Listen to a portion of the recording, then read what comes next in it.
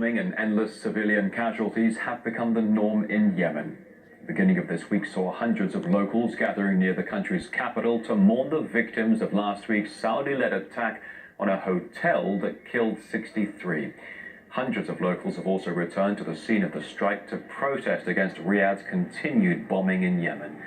The strike hit the hotel 10 days ago, and aside from the dead, more than a dozen people were also injured. Relatives of the victims are now demanding justice.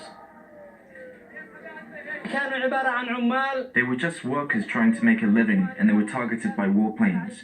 The Yemeni people want to show their anger at this crime committed against them. 2 of my sons were martyred by the Saudi aggressors. They were farmers. They had nothing to do with the war.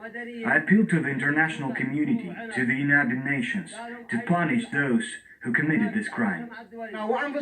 We demand that the international community and the United Nations, which is remaining silent, find a solution for these desperate people.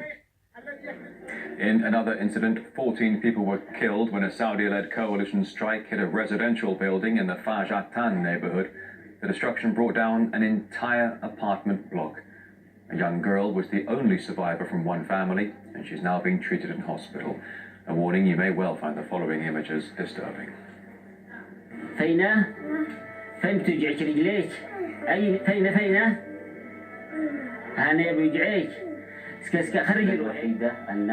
She is the only child who survived the airstrikes that hit the house in Atan. All of her family died, her father, mother and siblings.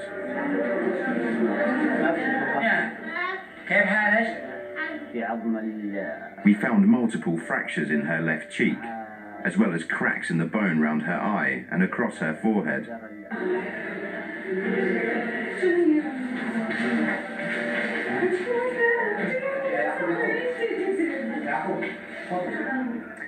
Well, the Saudi-led coalition said the bombing of the residential area was a, quote, technical mistake. We spoke with a human rights activist about the dire situation in Yemen. They have to be held responsible under international law.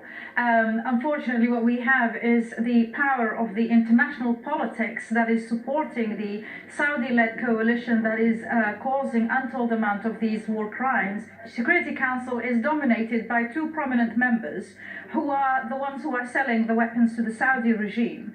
And that is where the main obstacle lies, unfortunately. And every move to commission an international investigation, you will find that these 2 countries, Britain and the US, do everything they can to obstruct that. The Saudi regime, along with all those who are assisting them in this unfortunate creation of man-made catastrophe in the Yemen, have to be tried for war crimes sooner or later.